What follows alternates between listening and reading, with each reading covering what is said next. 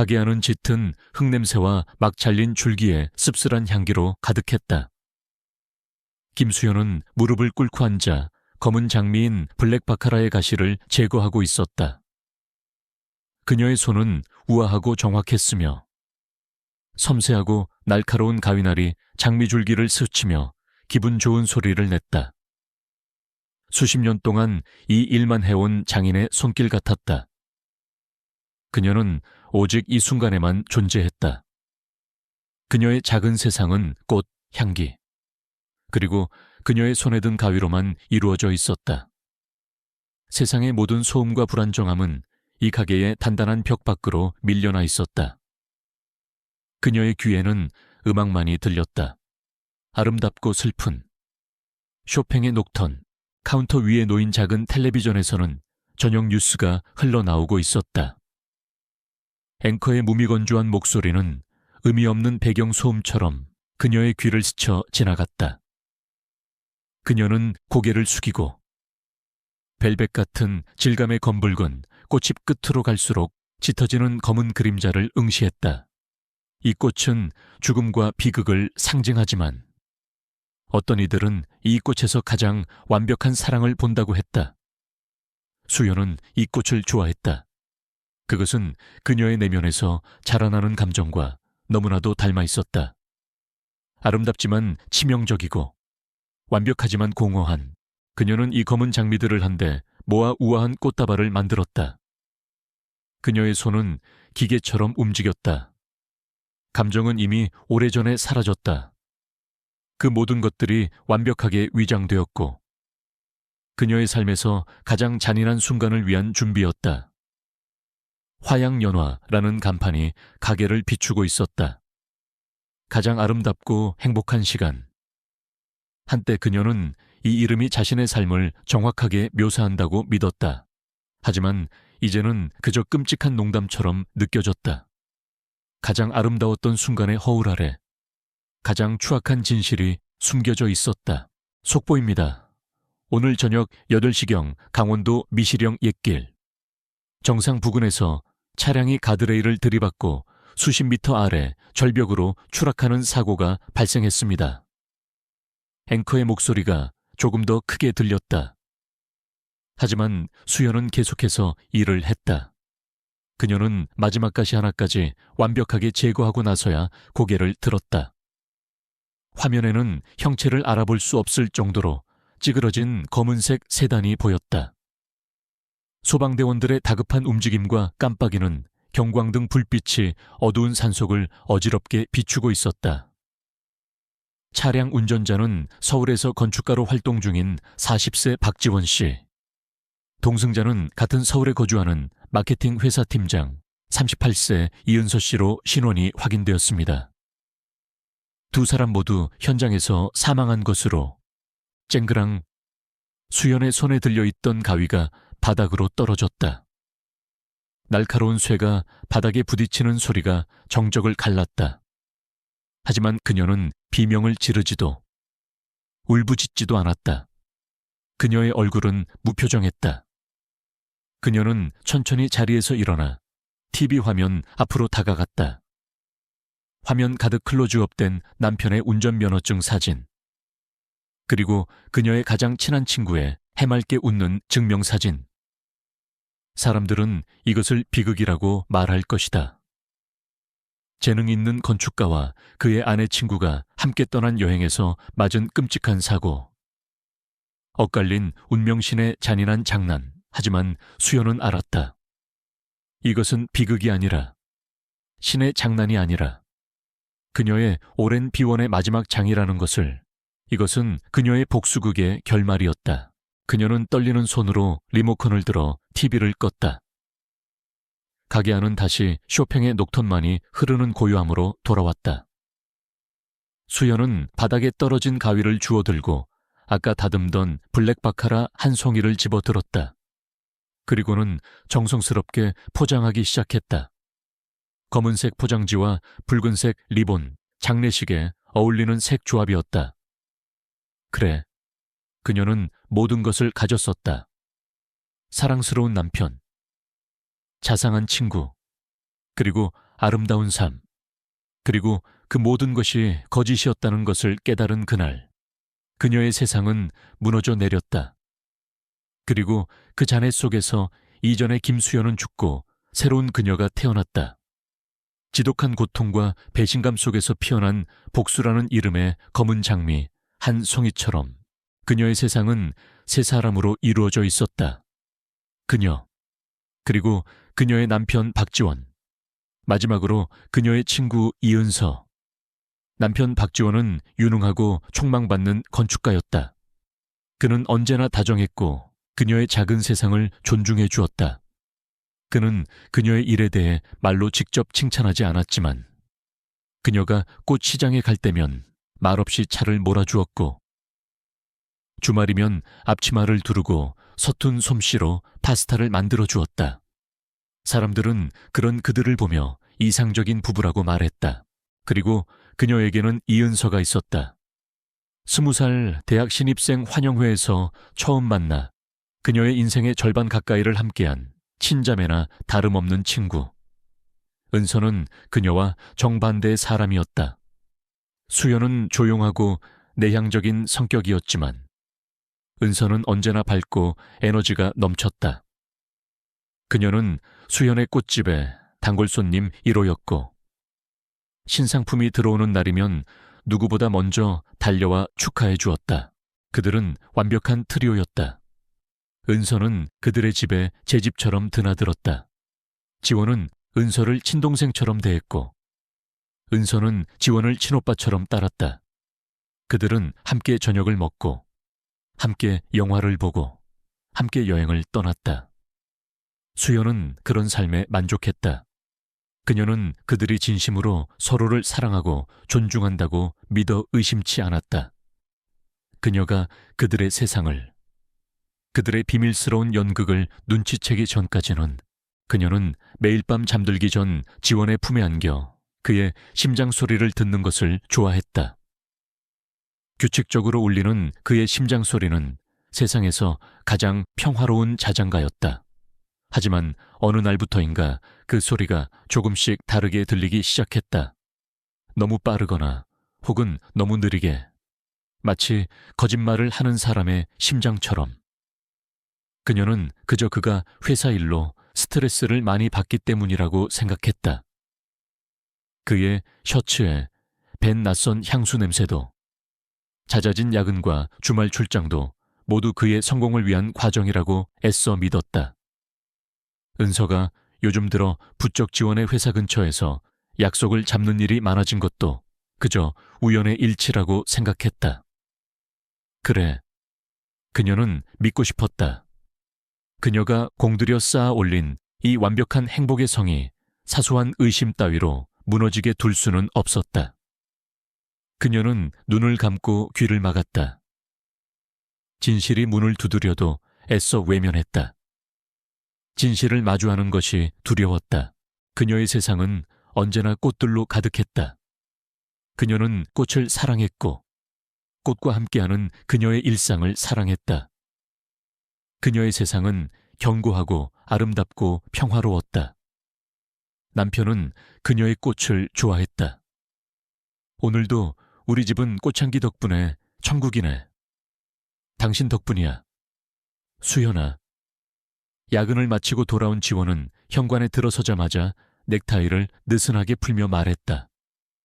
그의 목소리에는 지친 기색이 역력했지만 그녀를 보는 눈빛만큼은 언제나처럼 따뜻했다. 그녀는 그의 손에 들린 서류 가방을 받아들고 그가 가장 좋아하는 슬리퍼를 발 앞에 놓아주었다. 이런 사소한 일상, 서로를 챙겨주는 익숙한 몸짓들이 그들 부부의 사랑의 방식이었다. 그가 소파에 기대앉아 넥타이를 마저 풀 때 초인종이 울렸다. 화면에는 은서가 와인 한 병을 들고 활짝 웃고 있었다. 서프라이즈, 내가 이 동네 맛집에서 족발 사왔지롱. 은서는 비밀번호를 누르고 제 집처럼 들어왔다. 그녀의 등장은 언제나 유쾌한 활기를 몰고 왔다. 그녀는 식탁 위에 족발과 와인을 늘어놓으며 지원을 향해 윙크했다. 지원 오빠. 또 우리 수연이 힘들게 한 거 아니지? 내가 매의 눈으로 감시할 거야. 지원은 픽 웃으며 손을 내저었다. 너야말로 맨날 빈손으로 안 오고 뭘 이런 걸 사와. 그냥 와도 되는데. 에이, 내가 어떻게 빈손으로 와. 우리 형부 힘들게 일하고 왔는데 처제가 이 정도는 해야지. 형부, 처제. 그들은 언제나 그렇게 서로를 불렀다. 친남매보다 더 다정한 호칭이었다. 수연은 부엌에서 접시와 젓가락을 챙기며 그들의 대화를 들었다. 마음 한구석이 훈훈해졌다. 남편과 가장 친한 친구가 저렇게 사이가 좋다니. 그녀는 정말 복받은 사람이라고 생각했다. 그들은 늦은 밤까지 와인을 마시며 수다를 떨었다. 회사의 힘든 일, 새로 개봉한 영화 이야기, 그리고 그들의 미래에 대한 막연한 기대들. 하지만 돌이켜보면 그 완벽해 보이는 풍경 속에는 언제나 보이지 않는 균열이 존재했다. 그날도 그랬다. 한창 즐겁게 이야기를 나누던 중 지원의 휴대폰이 울렸다. 그는 발신자 번호를 확인하더니 미간을 살짝 찌푸렸다. 그리고는 잠깐만 하고 말하며 조용히 베란다로 나갔다. 수연은 그의 뒷모습을 보았다. 유리창에 비친 그의 얼굴은 심각했고 목소리는 평소보다 훨씬 낮았다. 그는 무언가에 대해 열심히 설명하고 또 설득하고 있었다. 5분쯤 지났을까? 그는 한숨을 쉬며 들어왔다. 누구야? 또 그 까다로운 클라이언트. 수연이 묻자 그는 잠시 멈칫하더니 이내 부드럽게 웃으며 대답했다. 응, 시도 때도 없이 전화를 하네. 미안, 분위기 깨서. 그는 아무렇지 않게 다시 자리에 앉아 와인을 따랐지만 수연은 보았다. 그의 이마에 송골송골 맺힌 식은땀과 아주 미세하게 떨리는 그의 손끝을, 그리고 그의 등. 왠지 모르게 낯설고 멀게만 느껴졌던 그의 뒷모습이 그녀의 마음에 작은 돌멩이 하나를 던졌다. 은서의 행동에도 아주 작은, 수연만이 느낄 수 있는 이상한 순간들이 있었다. 그녀는 지원에게 유독 관심이 많았다. 물론 의리 있는 처제로서의 관심이라고 스스로를 납득시켰지만 때때로 그 경계를 아슬아슬하게 넘나들었다. 한 번은 은서가 지원에게 넥타이핀을 선물한 적이 있었다. 자신이 진행한 프로젝트를 지원 오빠가 도와준 덕분에 잘 마무리 지었다며 고마움의 표시라고 했다. 와, 예쁘다. 오빠한테 잘 어울리겠다. 수연은 진심으로 기뻐하며 말했다. 하지만 넥타이핀을 지원의 셔츠에 직접 꽂아주던 은서의 손길은 어딘가 부자연스러웠다. 그녀의 손가락이 그의 가슴에 스치는 순간 수연은 아주 잠깐이지만 자신이 이방인이 된 것 같은 기분을 느꼈다. 마치 그녀만 모르는 그들만의 비밀스러운 교감이 오가는 것 같았다. 은서는 그녀의 시선을 느꼈는지 황급히 손을 떼며 과장되게 웃었다. 어때 역시 우리 형부 뭘 해도 멋있다니까. 수연은 그 어색함을 지우려 함께 웃었다. 그리고 생각했다. 자신이 너무 예민한 탓이라고. 세상에서 가장 가까운 두 사람을 의심하는 자신이 나쁜 년이라고. 완벽한 행복 속에서 굳이 사소한 흠집을 찾아내려는 못된 신보라고. 그래서 그녀는 더 열심히 웃고, 더 열심히 사랑하고, 더 열심히 믿으려 애썼다. 그날은 유난히 날이 좋았다. 가을 햇살이 통유리창을 통해 가게 안으로 쏟아져 들어와 먼지들마저 금빛으로 반짝였다. 그녀는 단골 손님의 결혼기념일 꽃다발을 만들고 있었다. 풍성한 작약과 여린 리시안 셔츠를 섞어 사랑스럽고 우아한 분위기를 연출했다. 꽃을 만지고 있을 때 그녀는 가장 평화로웠다. 세상의 모든 소음과 불안이 차단되고 오직 그녀와 아름다운 생명과의 교감만이 남는 시간. 사장님, 택배 왔습니다. 배달기사의 목소리에 그녀는 꽃에서 눈을 뗐다. 그가 내민 것은 제법 큼지막한 백화점 쇼핑백이었다. 발신인은 박지원. 수신 주소는 정확히 그녀의 가게였다. 그녀는 의아했다. 지원이 그녀에게 선물을 보낼 때면 언제나 집으로 보냈지. 가게로 보낸 적은 단 한 번도 없었다. 아, 네. 감사합니다. 그녀는 기색 없이 쇼핑백을 받아들었다. 어쩌면 깜짝 선물을 준비한 걸지도 모른다. 요즘 그가 부쩍 피곤해 보여서 그녀도 모르게 서운한 마음이 쌓였던 것을 눈치챈 걸까. 그녀는 바보처럼 아주 잠시 설레는 마음을 품었다. 그래, 그녀는 마지막 순간까지도 그를 믿고 싶었다. 작업대 위에 쇼핑백을 올려놓았다. 고급스러운 포장지 위에는 작은 카드 봉투가 붙어 있었다. 그녀는 먼저 카드를 열어보기로 했다. 그의 다정한 송을씨를 볼 생각에 입가에 작은 미소가 걸렸다. 봉투를 열고 카드를 펼쳤다. 하지만 그 안에 적힌 것은 그녀의 이름이 아니었다. 유려한 필기체로 쓰인 문장은 그녀의 심장을 그대로 얼어붙게 만들었다. 나의 유일한 은서에게. 우리의 2주년을 축하하며 영원히 사랑해. 순간 세상의 모든 소리가 사라졌다. 쇼팽의 음악도, 창밖의 자동차 소리도, 그녀의 심장 소리마저도 들리지 않았다. 눈앞이 하얗게 전멸했다. 그녀는 자신이 지금 보고 있는 글자를 이해할 수 없었다. 잘못 본 것일까? 아니면 이건 짓궂은 장난일까? 우리의 2주년. 그 단어가 독처럼 그녀의 혈관 속으로 퍼져나갔다. 2년. 그들이 그녀를 속여온 시간이. 그녀가 바보처럼 웃으며 그들의 들러리를 서준 시간이 무려 2년이었다. 어설픈 실수가 아니었다. 짧은 하룻밤의 일탈도 아니었다. 그것은 완벽하게 계획되고 치밀하게 유지되어 온 그녀를 향한 길고 긴 기만이었다. 손이 미친 듯이 떨려왔다. 그녀는 카드를 구겨버리고 싶은 충동을 간신히 억누르고 떨리는 손으로 선물 상자를 풀기 시작했다. 확인해야 했다. 이 모든 것이 끔찍한 오해이기를 바라며 마지막 남은 한 조각 희망을 붙잡고 싶었다. 포장지를 찢어내자 익숙한 상표의 상자가 모습을 드러냈다. 그리고 상자를 여는 순간 그녀의 마지막 희망은 산산조각 났다. 그 안에는 그녀가 잘 아는 향수병이 들어있었다. 은서가 가장 좋아하는 향수. 그녀가 20년 지기인 수연이 모를 리 없는 그녀의 시그니처 향이었다.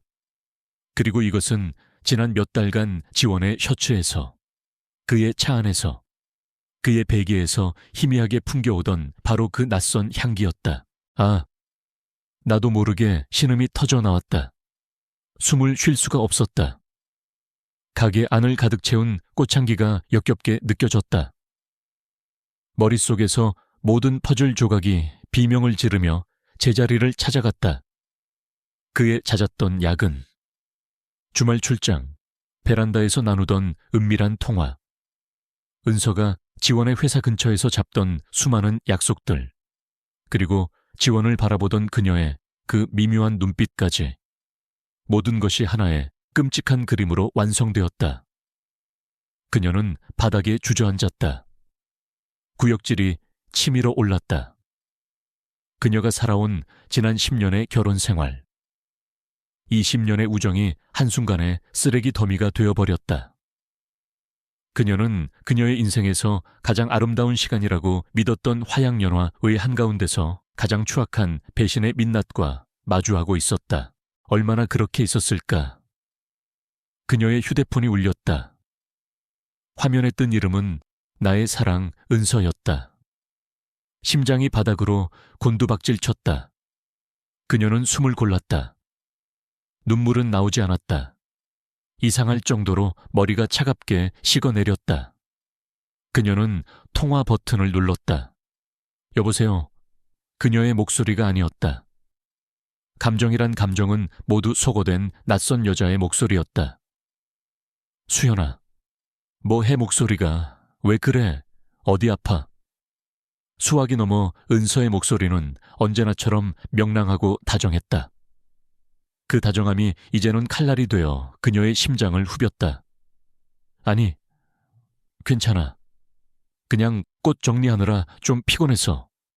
그래, 다름이 아니라 오늘 저녁에 지원 오빠랑 같이 우리 집에서 저녁 먹는 것 어때? 내가 오빠가 좋아하는 갈비찜 맛있게 해줄게. 갈비찜. 지원이 가장 좋아하는 음식. 그녀보다 그의 식성을 더 잘 아는 그녀의 친구. 수연은 입술을 깨물었다. 피맛이 느껴졌다. 그래, 좋아. 이따 봐. 은서야. 그녀는 아무렇지 않게 대답하고 전화를 끊었다. 그 순간 그녀는 알았다. 이전에 김수현은 방금 죽었다는 것을. 전화를 끊은 수연은 천천히 일어섰다. 바닥에 떨어진 향수 상자를 주워들었다. 그리고는 그것을 버리지 않고 가게의 가장 안쪽, 그녀의 개인적인 물건들을 두는 선반 위에 조심스럽게 올려놓았다. 마치 전리품처럼 혹은 묘비처럼 그녀는 거울 앞에 섰다. 거울 속에는 낯선 여자가 서 있었다. 눈물도, 분노도, 슬픔도 없는 텅 빈 눈동자를 가진 여자. 그 눈동자 깊은 곳에서 아주 작고 검은 불꽃이 타오르기 시작하고 있었다. 그날 그녀 안에 있던 사랑과 믿음이 모두 죽었다. 그리고 그 잔해 속에서 지독한 증오가 꽃처럼 피어났다. 복수의 꽃이. 나는 옷장 앞에 서서 한참을 망설였다. 은서의 저녁 식사 초대에 무엇을 입고 가야 할까? 평소 같았으면 가장 편한 원피스를 골랐을 것이다. 하지만 오늘은 아니었다. 오늘은 내 인생에서 가장 중요한 연극의 첫날이었다. 나는 관객이 아니라 이 끔찍한 비극의 주인공이자 연출가였다. 나는 가장 화사한 옷을 골랐다. 지원이 작년 내 생일에 선물해준 연한 분홍색의 실크 블라우스와 하얀색 플리츠 스커트. 그는 이 옷을 입은 나를 보며 봄의 여신 같다고 말했었다. 나는 거울 앞에 서서 화장을 했다. 평소보다 조금 더 짙게 슬픔과 피로로 퀭한 눈가를 컨실러로 덮고 입술에는 선명한 코랄색 립스틱을 발랐다.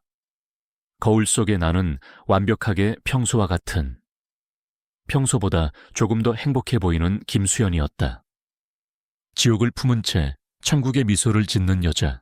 은서의 아파트는 지원의 회사가 있는 강남의 고급 오피스텔이었다. 도어락을 누르자 그녀가 활짝 웃으며 나를 맞았다. 어머, 우리 수연이 오늘 작정하고 예쁘게 하고 왔네. 무슨 좋은 일 있어? 그냥 기분 전환 겸. 나는 그녀를 따라 안으로 들어갔다. 지원이 이미 와 있었다. 그는 편안한 실내복 차림으로 소파에 앉아 TV를 보고 있었다. 마치 이 집의 주인처럼. 그는 나를 보더니 자리에서 일어나 내 어깨를 감쌌다. 우리 아내 오늘따라 더 예쁜데. 그의 손길이 닿는 순간 온몸에 소름이 돋았다. 역겨움이 치밀어 올랐지만 나는 아무렇지 않은 척 그의 품에 살짝 기대었다. 그리고 그의 어깨 너머로 은서를 보았다. 그녀는 우리를 보며 흐뭇하게 웃고 있었지만 그 눈빛에는 아주 찰나의 순간 질투와 소유욕이 스쳐 지나갔다. 예전 같았으면 절대 보지 못했을 그 미세한 표정의 변화. 저녁 식사는 끔찍한 희극이었다. 그들은 내 앞에서 완벽한 형부와 처제를 연기했다. 지원은 은서가 만든 갈비찜을 칭찬했고 은서는 그의 빈잔에 와인을 채워주었다. 그들의 대화, 그들의 웃음소리, 그들의 사소한 몸짓 하나하나가 내게는 고문이었다. 수연아, 많이 먹어. 요즘 얼굴이 반쪽이야. 가게 일 때문에 너무 무리하는 거 아니야. 은서가 내 밥그릇 위에 갈비 한 점을 올려주며 걱정스럽게 말했다. 나는 그녀의 위선에 속이 뒤틀리는 것을 느끼며 억지로 미소를 지었다. 아니야, 괜찮아. 너야말로 요즘 프로젝트 때문에 힘들지 않아. 그 순간 나는 내 머릿속에서 울리는 또 다른 목소리를 들었다. 내 20년 우정의 증인, 내 10년 결혼 생활의 동반자. 바로 그들이 지금 내 앞에서 천연덕스럽게 거짓말을 하고 있구나. 나는 그들의 웃음소리에서 나를 향한 조롱을 들었고 그들의 다정함 속에서 독을 보았다. 결정적인 순간은 식사가 끝날 무렵 찾아왔다. 지원이 시계를 보며 말했다. 아, 맞다. 나 내일 아침 일찍 부산으로 출장 가야 돼. 중요한 미팅이 잡혔어. 은서가 안타까운 표정을 지으며 말했다. 어머, 정말 갑자기 잡혔나 보네. 힘들겠다. 오빠. 그들의 대화는 너무나 자연스러워서 아무도 의심할 수 없었다. 하지만 나는 알았다. 그들의 거짓말을 오늘 낮. 지원의 책상 위에서 내가 보았던 그의 다이어리에는 내일 휴가라고 선명하게 적혀 있었다. 부산 출장이 아니라 그들 둘만의 은밀한 여행이겠지. 그 완벽하고 자연스러운 거짓말의 합창을 듣는 순간 내 안에서 무언가 툭하고 끊어졌다. 눈물이 날 것 같았던 심장이 차갑게 얼어붙었다. 슬픔은 증발하고 그 자리에 서리빨 같은 결심이 섰다. 왜? 라는 질문은 더 이상 중요하지 않았다. 이제 남은 질문은 오직 하나. 어떻게였다. 어떻게 저들을 가장 고통스러운 방식으로 파멸시킬 것인가. 집으로 돌아오는 길. 지원은 운전하는 내내 내일 출장에 대해 떠들어댔다. 나는 조수석에 앉아 창밖을 보며 간간히 대답했다. 내 머릿속은 온통 복수에 대한 계획으로 가득 차 있었다. 그날 밤 나는 잠을 자지 않았다. 지원이 깊이 잠든 것을 확인한 후 나는 조용히 그의 서재로 들어갔다. 그의 컴퓨터를 켰다. 예전 같았으면 상상도 못할 일이었다. 나는 그의 아내였지만 그의 개인적인 공간을 존중했다. 하지만 이제 그는 나의 적이었다. 적을 아는 것은 전쟁의 기본이다. 나는 인터넷 쇼핑몰에 접속했다. 그리고 아주 작은 크기의 녹음기와 초소형 카메라를 주문했다. 배송은 가게로 했다. 다음 날 나는 통신사에 전화해 지난 6개월간의 통화 및 문자 내역을 요청했다. 법적인 부부관계를 증명하자 절차는 간단했다. 며칠 후 모든 것이 도착했다. 나는 가게 문을 일찍 닫고 배달된 물건들을 확인했다. 손톱만 한 카메라 렌즈를 보며 나는 생각했다. 너희들의 세상은 이제 나의 관찰 대상이 될 것이다. 나는 거실 벽에 걸린 우리의 웨딩 사진을 내려다보았다. 순백의 드레스를 입고 행복하게 웃는 나. 턱시도를 입고 나를 사랑스럽게 바라보는 지원. 그리고 내 옆에서 부케를 들고 환하게 웃는 은서. 한때는 내 전부였던 행복의 증거. 나는 사진을 벽에서 떼어냈다. 분노나 슬픔 때문이 아니었다. 아주 차가운, 무감정한 손길이었다. 나는 사진 속에서 웃고 있는 세 사람을 차례로 바라보았다. 그리고 나지막이 속삭였다. 나는 너희들을 파괴할 거야. 너희들이 나의 세상을 파괴했던 것처럼. 아니, 그보다 더 처참하게. 나는 너희들의 가장 아름다운 순간을 가장 끔찍한 지옥으로 만들어줄 거야. 내 눈동자의 빛은 사진 속 행복한 세 사람의 모습이 기괴하게 일그러지고 있었다. 내 심장은 이미 죽었다. 이제 남은 것은 오직 복수를 위한 시간뿐이었다. 지난 몇 주간 나는 완벽한 아내와 완벽한 친구를 연기했다. 아침이면 지원이 가장 좋아하는 원두를 갈아 커피를 내렸고 저녁이면 그가 좋아하는 반찬으로 정성껏 상을 차렸다. 은서에게는 예전보다 더 자주 안부 전화를 걸었고 그녀의 회사 근처로 찾아가 함께 점심을 먹기도 했다. 나는 그들의 경계심을 완전히 무너뜨려야 했다. 내가 아무것도 모른다고 여전히 그들의 발밑에서 행복에 겨워하는 순진한 여자라고 믿게 만들어야 했다. 내 가게 화양연화는 나의 전쟁 상황실이 되었다. 낮에는 손님들에게 가장 아름다운 꽃을 팔았고 밤에는 가게 문을 걸어 잠근 채 그들의 추악한 진실을 수집했다. 지원의 서재에 몰래 설치한 녹음기는 매일 밤 그와 은서의 은밀한 통화를 담아냈다. 그들은 서로를 자기야라고 불렀고 내 대해 이야기했다. 수연이는 아직 아무것도 몰라. 너무 착해서 탈이야. 가끔은 좀 답답하지 않아. 너무 조용하고 예측 가능하잖아. 그래도 어떡해. 당분간은 조심해야지. 당신도 나도. 나는 헤드폰을 낀 채 그들의 목소리를 들으며 무표정하게 꽃을 다듬었다. 그들의 대화는 더 이상 내게 상처가 되지 않았다. 그것은 단지 나의 복수를 위한 증거 자료. 나의 무기가 될 탄환일 뿐이었다. 나는 모든 녹음 파일에 날짜와 시간을 기록하고 중요한 대화 내용은 따로 정리해 두었다. 감정은 배제한 채 오직 냉철한 이성만이 나의 모든 행동을 지배했다. 은서에게 선물했던 스카프에 달린 초소형 카메라는 더욱 결정적인 장면들을 포착했다. 그들의 미루의 장소는 주로 은서의 오피스텔이나 지원이 출장이라고 거짓말하고 예약한 호텔이었다. 나는 그들이 서로를 탐닉하는 장면, 나를 비웃으며 미래를 계획하는 장면들을 묵묵히 지켜보았다. 화면 속의 그들은 내가 알던 지원과 은서가 아니었다. 욕망에 휩싸인 낯설고 추악한 두 마리의 짐승이었다. 어느 날 나는 나의 연극을 한 단계 더 발전시키기로 결심했다. 그들을 나의 소나기 안에서 완벽하게 통제하고 있다는 사실을 확인하고 싶었다. 나는 일부러 은서를 내 가게로 불렀다. 새로운 가을꽃들이 들어왔다며 구경하러 오라고 했다. 은서는 언제나처럼 밝은 얼굴로 나타났다. 우와, 수연아. 역시 네 감각은 최고야. 이 국화 색깔 좀 봐. 너무 예쁘다. 그녀가 꽃향기를 맡으며 감탄하는 동안 나는 태연하게 스마트폰을 만지작거렸다. 그리고는 마치 실수인 척 아주 짧은 오디오 클립 하나를 재생했다. 자기야, 보고 싶었어. 그것은 며칠 전 지원이 은서의 오피스텔에 찾아가 처음 내뱉은 목소리였다.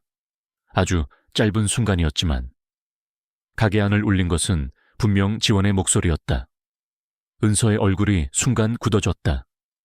그녀의 눈이 당황으로 흔들렸다. 나는 황급히 스마트폰을 끄며 말했다.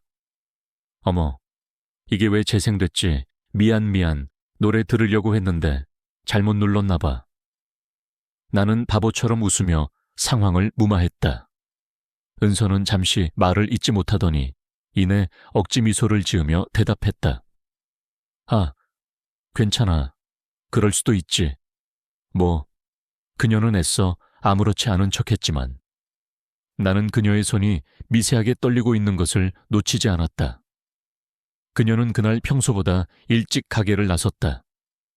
아마 지원에게 전화를 걸어 방금 있었던 일을 이야기하고 내가 무언가 눈치챈 것은 아닌지 불안에 떨었을 것이다.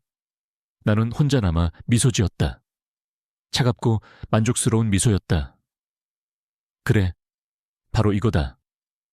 공포, 의심, 불안. 나는 그들에게 행복 대신 이런 감정들을 선물할 것이다.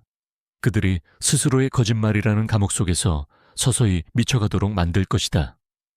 나는 이제 완벽한 인형 조종사였다. 그리고 이제 나의 복수극을 위한 본무대를 준비할 시간이었다. 며칠 후 나는 지원과 함께 저녁을 먹다가 조심스럽게 입을 열었다. 여보, 우리 다음 달이면 결혼 10주년이잖아. 그리고 은서랑 나랑 친구가 된 지는 벌써 20년이고. 그냥 넘어가기엔 좀 아쉽지 않아. 지원은 의아한 표정으로 나를 보았다. 그렇긴 한데. 갑자기 그 얘기는 왜? 그래서 말인데. 우리 셋이서 오랜만에 여행 가는 거. 어때 예전에 갔던 강릉의 그 예쁜 펜션 기억나? 거기 예약해서 우리끼리 축하 파티하는 거야. 당신이랑 나의 10년, 나랑 은서의 20년을 모두 기념하는 거지. 어때 정말 좋은 생각 같지 않아? 나는 최대한 순진하고 들뜬 표정을 지으며 그를 바라보았다. 내 제안은 너무나 완벽했다. 우리의 특별한 관계를 기념하자는 그럴듯한 명분, 그리고 추억의 장소, 그가. 그리고 은서가 거절할 수 없는 달콤한 미끼였다. 지원의 얼굴에 화색이 돌았다. 그는 내 제안이 아주 마음에 든다는 듯 고개를 끄덕였다. 와, 그거 정말 좋은 생각이다. 우리 수연이 가끔 보면 이런 기특한 생각을 한다니까. 그는 자리에서 일어나 나를 꼭 안아주었다. 나는 그의 품에 안긴 채 눈을 감았다. 그의 심장 소리가 들렸다. 예전처럼 평온하게 느껴지지 않았다. 탐욕과 거짓말로 가득 찬 시끄러운 소음이었다. 그들은 나의 제안에 기뻐했다. 또 한 번의 밀회를 즐길 수 있는 완벽한 기회라고 생각했겠지. 내가 모든 것을 준비한 그 무대 위에서 그들만의 사랑을 속삭일 수 있으리라 기대했겠지. 가엾은 사람들, 그 여행이 그들을 위한 지옥행 편도 티켓이라는 것을 꿈에도 모른 채 여행 날짜가 다가올수록 집안의 공기는 기묘한 기대감으로 부풀어 올랐다. 지원과 은서는 다가올 여행에 대해 이야기하며 아이처럼 들떠 있었다. 그들은 내 앞에서 대놓고 계획을 짜지는 않았지만 그들의 눈빛과 짧은 통화 속에서 나는 그들이 꿈꾸는 달콤한 밀회를 보았다. 나는 그들의 대화에 웃으며 고개를 끄덕여 주었다. 내 마음속에서는 그들을 위한 또 다른 계획이 차곡차곡 완성되고 있었다. 나의 첫 번째 공격 목표는 지원의 자존심이자 그의 전부인 커리어였다. 나는 그가 몇 달 동안 공들여온 송도해양 복합문화공간 건축 설계 공모전에 대해 잘 알고 있었다. 그것은 그의 경력에 정점을 찍어줄 아주 중요한 프로젝트였다. 그는 최종 후보 2인에 올라 있었고 결과를 낙관하고 있었다. 그는 자신의 재능을 믿어 의심치 않았다. 하지만 나는 그의 또 다른 재능, 즉 타인의 아이디어를 교묘하게 자신의 것처럼 포장하는 재능 또한 알고 있었다. 여행을 떠나기 3일 전, 나는 동네 도서관의 공용 컴퓨터 앞에 앉았다. 미리 만들어둔 유령 이메일 계정으로 접속했다. 수신인 칸에는 공모전을 주최한 건설사 대표와 건축윤리위원회 위원장의 이메일 주소를 적었다. 나는 지난 몇 주간 지원의 컴퓨터에서 빼낸 그의 설계 파일과 그의 회사 신입사원인 한 청년의 졸업작품 파일을 나란히 띄워놓고 비교했다. 지원이 언젠가 술에 취해 요즘 애들은 재능은 있는데 현실 감각이 없어 라고 비웃으며 말했던 바로 그 후배였다. 두 디자인의 핵심 콘셉트는 놀라울 정도로 닮아 있었다. 나는 간결하고 정중하며 그래서 더 악랄한 내용의 메일을 작성했다. 존경하는 555 대표님, 그리고 위원장님께 저는 건축계를 사랑하는 한 시민입니다. 다름이 아니오라 현재 진행 중인 송도 공모전 최종 후보인 박지원 건축가의 출품작에 대해 작은 의문이 생겨 용기를 내어 메일을 드립니다. 그의 작품은 공교롭게도 같은 회사 소속인 신입 건축가 김민준 씨의 대학 졸업 작품과 핵심 콘셉트 및 디자인 동선이 놀라울 정도로 유사합니다. 물론 천재적인 건축가의 생각이 우연히 일치한 것일 수도 있겠지요. 혹은 재능 있는 후배의 작품에 대한 경의를 표하는 오마주일지도 모릅니다. 부디 공정한 심사를 통해 진실을 확인해 주시기를 바라는 마음뿐입니다. 나는 메일 말미에 2개의 설계 파일을 나란히 첨부했다. 그리고 보내기 버튼을 눌렀다. 독화살은 시위를 떠났다. 두 번째 목표는 은서의 허영심과 사회적 평판이었다. 그녀는 현재 다니는 마케팅 회사에서 새로운 팀의 팀장 자리를 노리고 있었다. 나는 그녀가 회사의 이색에 잘 보이기 위해 얼마나 애쓰고 있는지 녹음 파일을 통해 익히 들어 알고 있었다. 그 이사는 독실한 기독교 신자로 가정의 가치를 무엇보다 중요하게 생각하는 사람이었다. 나는 또 다른 유령 계정을 만들었다. 그리고 며칠간의 뒷조사 끝에 알아낸 그 이사 부인의 개인 블로그 방명록에 비밀글을 남겼다. 나는 자신을 이 부장님을 존경하는 부하 직원이라고 소개했다. 사모님. 외람된 말씀이지만 너무 걱정이 되어 이렇게 글을 남깁니다. 저희 이 부장님께서 회사 여직원인 이은서 팀장과 너무 각별한 사이로 보여서요. 물론 업무적으로 아끼시는 것이겠지만 얼마 전에는 단둘이 저녁 식사를 하시고 호텔 쪽으로 함께 들어가는 것을 보았다는 소문이 사내에 파다합니다. 부디 사모님의 가정이 언제나 평안하시기를 바라는 마음에서 높아심에 드리는 말씀이니 너그러이 헤아려 주십시오. 나는 글과 함께 사진 한 장을 첨부했다. 얼마 전 내가 직접 망원 렌즈로 촬영한 사진이었다. 고급 레스토랑 앞에서 지원의 차를 기다리는 은서와 그 곁에 서서 다정하게 웃고 있는 이사의 모습. 물론 그들은 그저 업무 이야기를 나누었을 뿐일지도 모른다. 하지만 어두운 조명과 교묘한 각도 덕분에 사진은 마치 밀회를 즐기는 연인처럼 보였다. 증거는 필요 없었다. 의심의 씨앗 하나면 충분했다. 그 후 며칠간 우리 집에는 지옥의 전조가 드리워졌다. 지원은 공모전 주최 측으로부터 표절 의혹에 대한 내부 조사가 필요하다는 통보를 받고 거의 미치기 일보 직전이었다. 그는 집으로 돌아와 넥타이를 집어던지며 욕설을 퍼부었다. 어떤 새끼가 이딴 짓을 한 거야. 감히 나를 물먹여 내가 가만두지 않을 거야. 그는 밤새 잠 못 이루고 누군가에게 전화를 걸어 소리를 질렀고 서재에 틀어박혀 서류를 뒤졌다. 그의 완벽했던 세상에 균열이 가기 시작했다. 은서의 상황은 더 나빴다. 이사의 아내가 회사를 찾아와 한바탕 뒤집어 놓았다는 소문이 돌았다. 그녀가 노리던 팀장 자리는 당연히 다른 사람에게 돌아갔고 그녀는 사내에서 이사를 꼬신 불효우로 낙인 찍혔다. 그녀는 거의 매일 밤 나에게 전화를 걸어 울먹였다. 수연아, 나는 정말 아무 사이도 아니란 말이야. 어떤 나쁜 년이 이런 헛소문을 퍼뜨렸는지 모르겠어. 나 이제 회사 못 다닐 것 같아. 나는 수학이 넘어 그녀의 울음소리를 들으며 가장 다정한 목소리로 그녀를 위로했다. 은서야, 괜찮아. 다들 곧 진실을 알게 될 거야. 너무 속상해하지 마. 이럴 때일수록 기운 내야지. 우리 여행 가서 스트레스 싹 풀고 오자.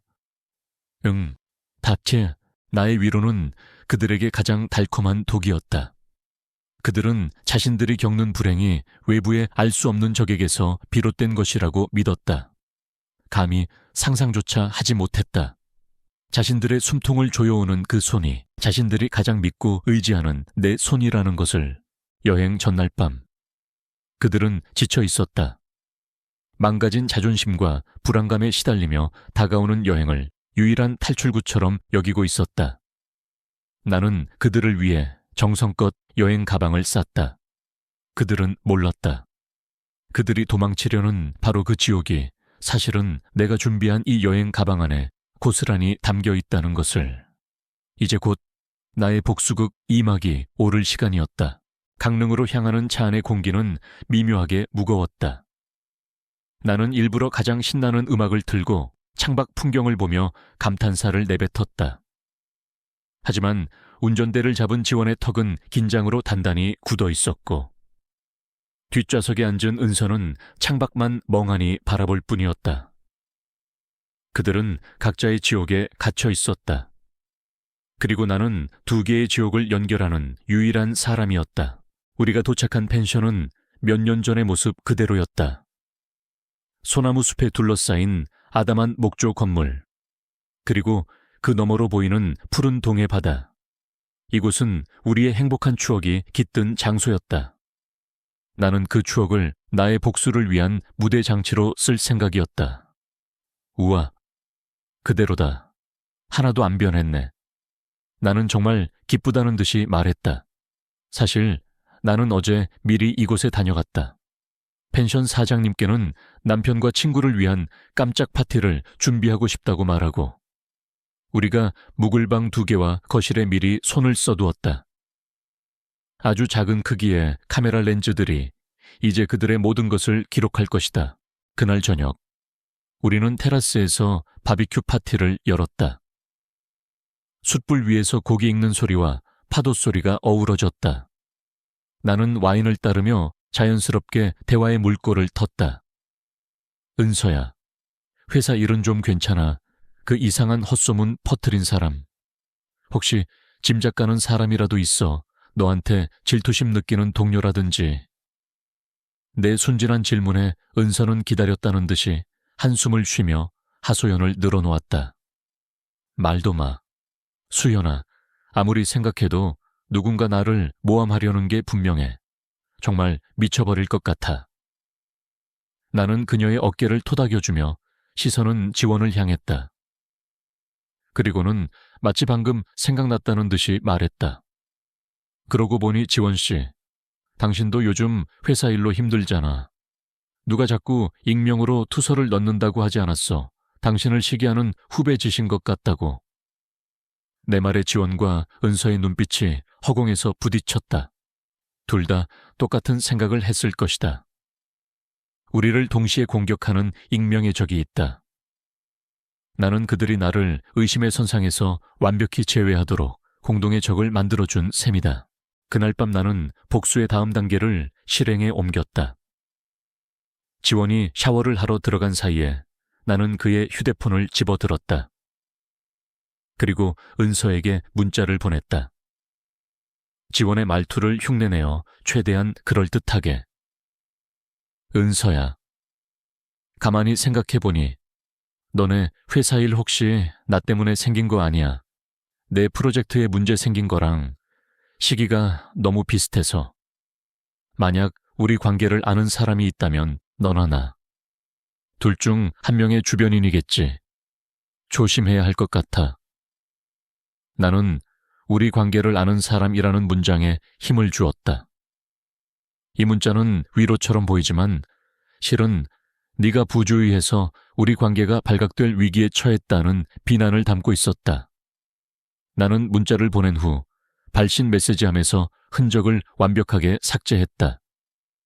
몇 분 후 옆방에서 은서의 휴대폰 진동 소리가 희미하게 들려왔다. 다음 날 아침 식탁의 분위기는 어제보다 훨씬 더 차가웠다.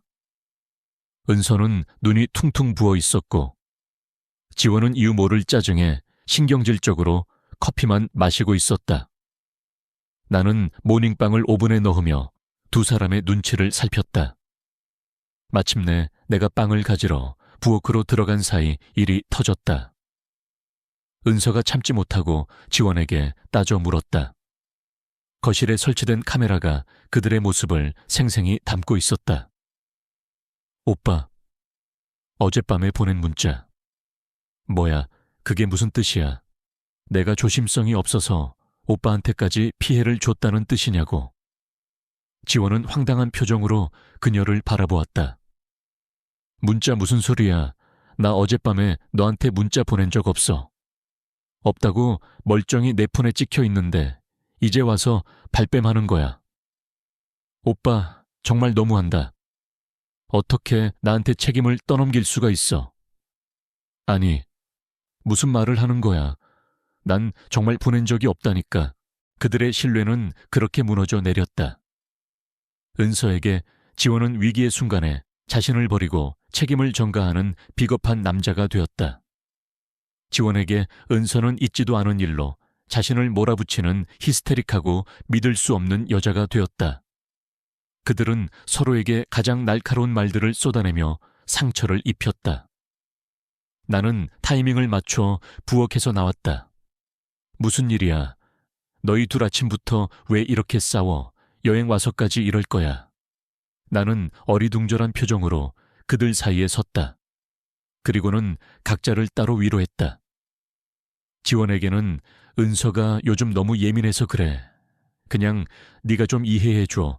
얼마나 힘들겠어. 라고 속삭였다. 은서에게는 지원 씨도 자기 일 때문에 스트레스가 극에 달해서. 그래, 오빠가 너한테 일부러 그랬겠어. 뭔가 오해가 있었을 거야. 라고 다독였다. 나의 위로는 불길에 부채질을 하는 격이었다. 그들은 나의 말을 들으며 상대방이 얼마나 이기적이고 자신만 생각하는지 다시 한번 확신하게 되었을 것이다. 결국 우리의 여행은 예정보다 하루 일찍 끝났다. 돌아오는 차 안에서는 누구도 입을 열지 않았다. 라디오에서 흘러나오는 노래만이 어색한 침묵을 채우고 있었다. 지원과 은서는 창밖을 보는 척하며 룸미러와 사이드 미러를 통해 서로를 힐끔거렸다.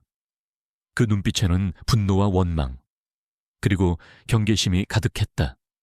나는 조수석에 앉아 눈을 감고 있었다. 하지만 내 입계는 아주 작은, 나 자신조차 거의 인지하지 못할 희미한 미소가 걸려 있었다. 그들은 같은 채 앉아 있었지만 이미 서로를 가장 경계해야 할 쪽으로 여기고 있었다. 나의 아름다운 인형들이 드디어 내 손짓에 맞춰 춤을 추기 시작했다. 이제 그들이 서로를 물어뜯고 파괴할 일만 남았다. 여행에서 돌아온 후 나는 내 인생 최대, 그리고 마지막이 될 이벤트를 준비하기 시작했다. 나는 지원과 은서에게 말했다. 우리의 10주년과 20주년을 기념하는 파티를 열자고. 여행지에서의 어색하고 찝찝했던 기억을 털어내고 우리의 소중한 친구들을 모두 초대해 우리의 굳건한 관계를 다시 한번 확인하는 자리를 만들자고. 우리에게 가장 소중한 사람들이 모두 모인 자리에서 우리가 얼마나 서로를 사랑하는지 보여주는 거야. 그럼 요즘 우리를 괴롭히는 나쁜 기운들도 모두 사라져 버릴 거야.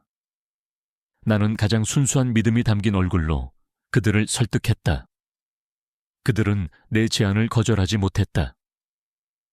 이미 서로를 향한 신뢰에 금이 간 상태에서 이 파티는 각자 자신의 결백을 증명하고 상대방을 고립시킬 수 있는 기회라고 생각했을지도 모른다.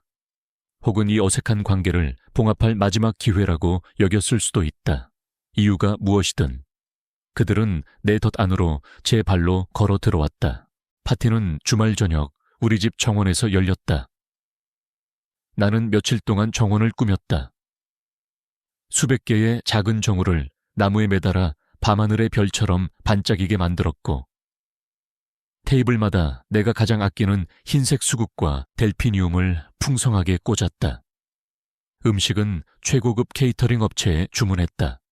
모든 것이 완벽했다. 동화 속의 한 장면처럼 비현실적으로 아름다웠다. 초대된 손님들은 약 수백 명. 모두 우리 세 사람의 지난 10년 혹은 20년을 함께 해온 가장 가까운 친구들이었다. 그들은 나의 완벽한 남편을 부러워했고 우리의 변치 않는 우정을 칭송했다. 그들은 나의 행복을 증명해주는 증인들이었다. 그리고 오늘 밤 그들은 나의 복수를 완성시켜줄 배심원들이 될 터였다. 나는 그날 심플하지만 우아한 검은색 롱드레스를 입었다. 내 역할은 비극의 여주인공이 아니었다. 이 모든 것을 계획하고 집행하는 차가운 여신이었다. 지원은 값비싼 회색 정장을, 은서는 화려한 붉은색 원피스를 입고 나타났다.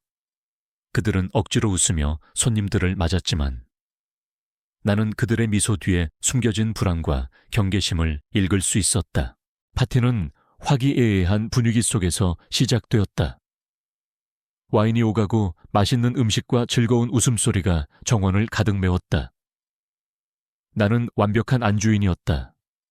손님 한 명 한 명에게 다가가 인사를 건넸고 지원의 어깨에 기대었으며 은서의 손을 잡고 우리의 오랜 우정에 대해 이야기했다. 여기 있는 모든 분들이 증인이에요. 제 남편 지원 씨는 세상에서 가장 자상한 남자이고 제 친구 은서는 제 영혼의 반쪽이죠. 저는 이 두 사람이 있어서 세상에서 가장 행복한 여자랍니다. 내 말에 모두가 박수를 보냈다. 지원과 은서는 어색하게 웃으며 와인잔을 들어 올렸다. 그들의 얼굴은 죄책감과 안도감이 뒤섞여 기묘하게 일그러져 있었다. 그리고 마침내 그 시간이 왔다. 식사가 끝나고 디저트가 나올 무렵 나는 자리에서 일어나 와인잔을 가볍게 두드렸다. 모두의 시선이 내게로 쏠렸다. 여러분, 오늘 이 특별한 날을 위해 제가 작은 선물을 준비했습니다. 우리의 지난 시간을 담은 짧은 영상이에요. 함께 보실까요? 나는 미소 지으며 리모컨을 눌렀다. 정원 한쪽에 설치된 대형 스크린이 환하게 켜졌다. 손님들은 기대에 찬 표정으로 스크린을 바라보았다. 지원과 은서도 마찬가지였다. 아마 자신들의 행복했던 과거를 보며 잠시나마 지금의 불안을 잊을 수 있으리라 생각했겠지. 영상은 감미로운 음악과 함께 시작되었다. 우리의 풋풋했던 대학 시절 사진, 지원과의 첫 데이트, 눈부신 웨딩드레스, 은서와 함께 떠났던 유럽 배낭여행, 행복했던 순간들이 파노라마처럼 스쳐 지나갔다. 손님들은 와, 저때 생각난다. 둘이 정말 예뻤네 라며 감탄했다. 그리고 영상이 절정에 달했을 때 음악이 갑자기 뚝 끊겼다. 화면은 암전되었다가 이내 어둡고 흔들리는 영상으로 바뀌었다. 낯선 오피스텔의 침실, 화면 속에서 내 남편 지원과 내 친구 은서가 서로의 옷을 벗기며 격렬하게 키스를 하고 있었다. 정원에 있던 모든 소음이 거짓말처럼 사라졌다. 수십 명의 사람들이 동시에 숨을 멈췄다. 시간마저 얼어붙은 듯 했다. 화면은 계속되었다. 호텔 방에서 와인을 마시며 나를 비웃는 그들의 모습. 지원이 은서의 목에 입을 맞추는 장면. 은서가 수연이는 너무 순진해서 탈이야 라고 말하는 목소리까지. 모든 것이 적나라하게 펼쳐졌다. 영상 사이사이에는 그들이 주고받은 역겨운 문자 메시지들과 나의 유일한 은서에게 영원히 사랑해라고 적힌 지원의 친필 카드가 클로즈업되어 나타났다. 모든 손님들의 얼굴이 경악과 불신, 그리고 인의 혐오감으로 물들었다. 그들의 시선이 스크린과 사색이 된 채 굳어버린 지원과 은서를 번갈아 향했다. 은서는 비명을 지르며 두 손으로 얼굴을 가렸고, 지원은 이게 뭐야, 거짓말이야, 조작된 거라고 라고 소리쳤다. 이 파티는 이제 끝났습니다. 여러분, 두 주인공의 진짜 모습을 마음껏 감상하세요. 나는 마지막 말을 남기고 홀로 집 안으로 들어왔다. 등 뒤에서 벌어지는 아수라장을 배경음악처럼 들으며 나는 조용히 내 드레스의 지퍼를 내렸다. 나의 복수는 거의 끝나가고 있었다. 샴페인이 그들의 몸속으로 들어가자 나는 천천히 그들에게 다가갔다. 나는 지원의 손을 잡고 은서의 어깨에 기대었다. 나는 너희를 믿었어. 나는 너희가 내 세상의 전부라고 생각했어. 그런데 너희는 나를 배신했어. 내 목소리는 떨리지 않았지만 그들의 눈에는 공포가 서서히 스며들었다. 너희는 나를 속였고 나를 비웃었어. 하지만 괜찮아. 이제는 괜찮아. 나는 그들의 얼굴을 똑바로 쳐다보며 말했다. 나는 너희가 겪었던 고통보다 더한 고통을 줄 거야. 나는 너희의 영혼을 파괴할 거야. 은서의 눈동자가 공포로 크게 흔들리는 것을 본 후 나는 조용히 뒤로 물러섰다. 차는 미친 듯이 정원을 빠져나갔다. 관점은 차 안으로 옮겨갔다. 그 순간 나는 미리 준비해둔 태블릿 PC를 꺼내 들었다. 그들의 눈빛은 경악으로 변했다. 화면에는 그들의 추악한 모습이 담긴 영상이 흘러나오고 있었다. 나는 그들이 나를 비웃고 내 대해 험담하는 모습을 보여주었다. 그들의 얼굴은 공포와 경악으로 물들어 있었다. 그들은 내게 애원했다. 수연아, 제발, 오해야, 제발 멈춰줘. 지원이 말했다. 수연아, 내가 미안해. 내가 잘못했어. 은서가 울부짖었다. 나는 그들의 애원을 무시하고 계속해서 영상을 재생했다. 영상은 우리의 추억이 담긴 사진들로 바뀌었다. 행복했던 순간들, 아름다웠던 순간들, 그리고 그 사진들 위로 그들의 추악한 모습이 겹쳐지기 시작했다. 여기서 벗어나야 해. 어디든 어디든 가야 한다고 결국 은서가 절규하며 말했다. 그녀는 더 이상 이 수치스러운 공간에 머무를 수 없었다. 그녀는 핸드백을 움켜쥐고 자신의 차가 주차된 곳으로 비틀거리며 달려갔다.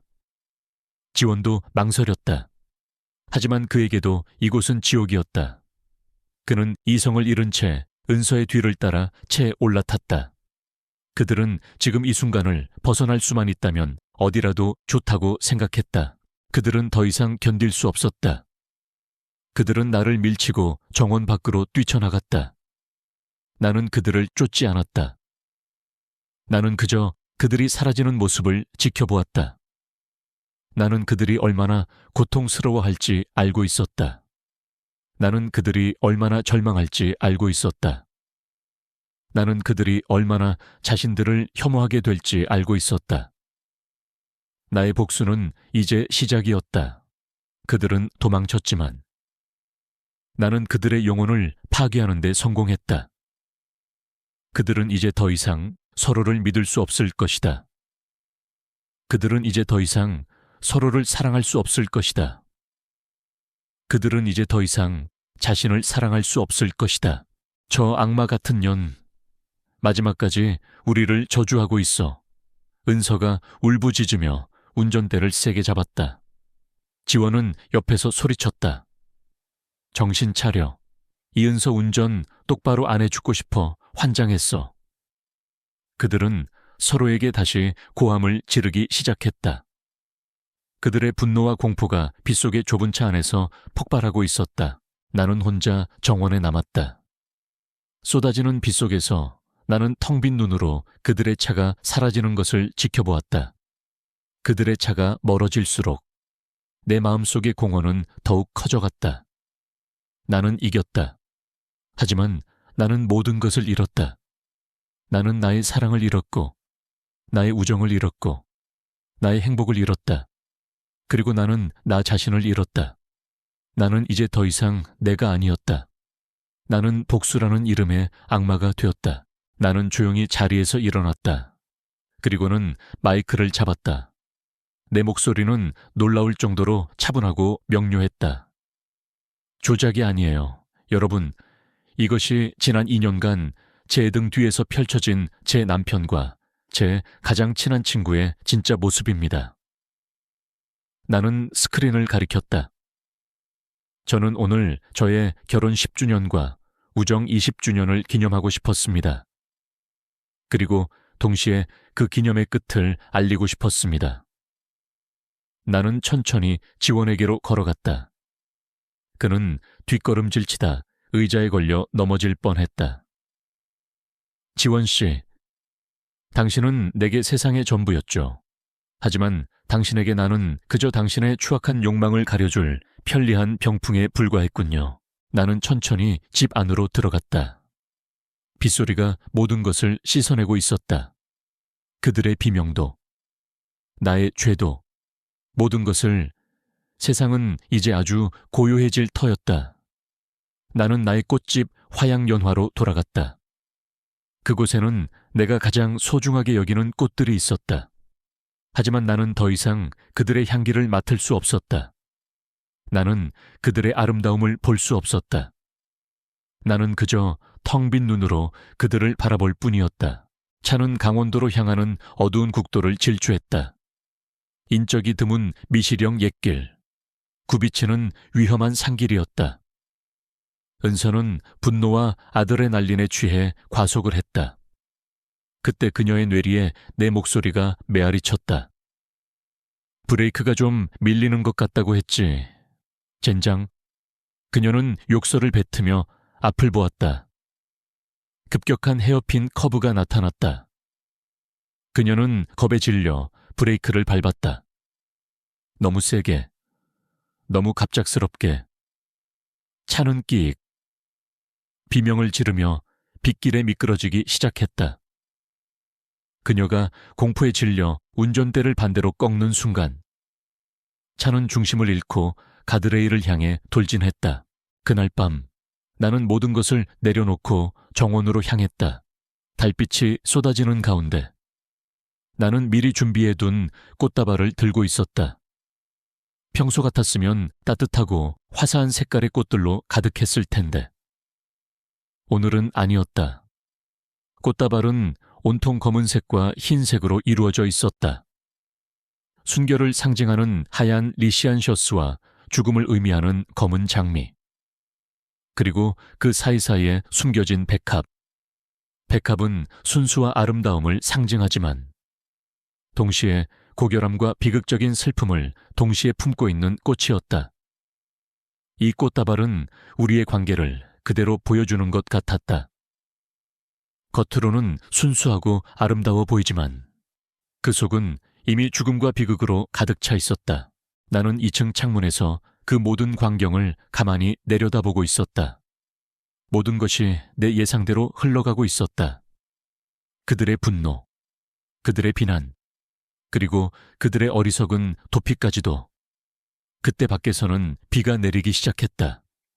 처음에는 이슬비처럼 내리더니 이내 장대비가 되어 정원의 모든 것을 씻어내리기 시작했다. 나는 정원의 한쪽 구석에 놓인 작은 테이블에 꽃다발을 올려두고 2개의 샴페인 잔을 채웠다.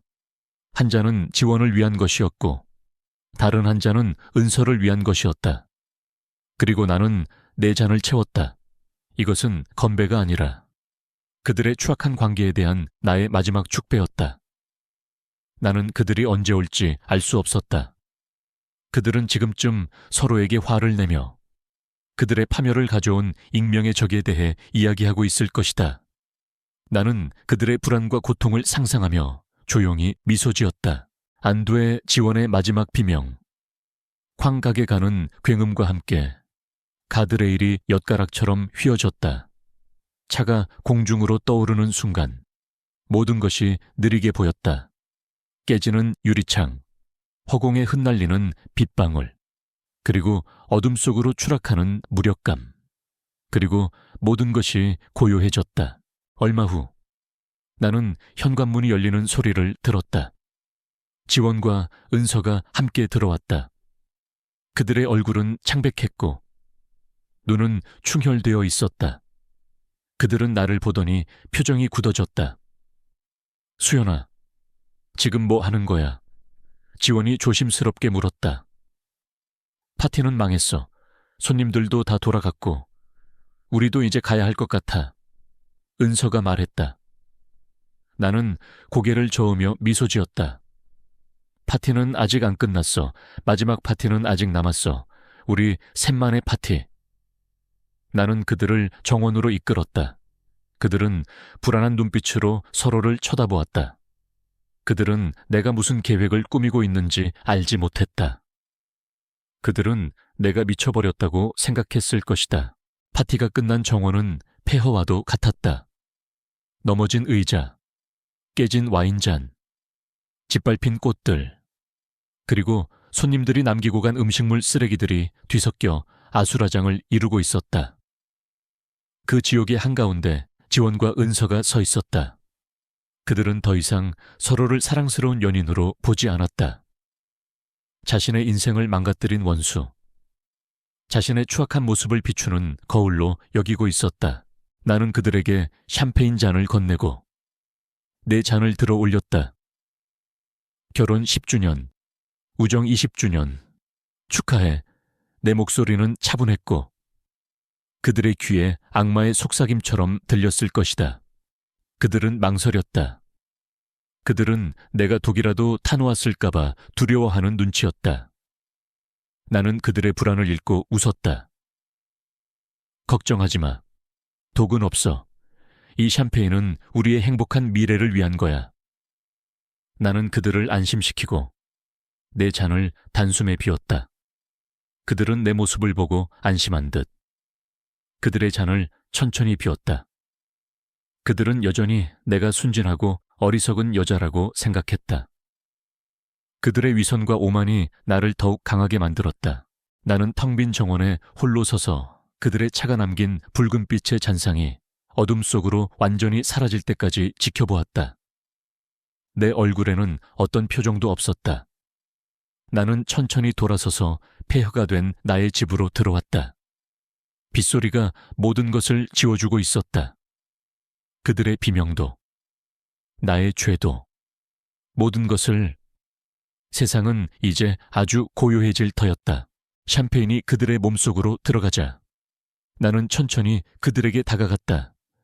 나는 지원의 손을 잡고 은서의 어깨에 기대었다. 나는 너희를 믿었어.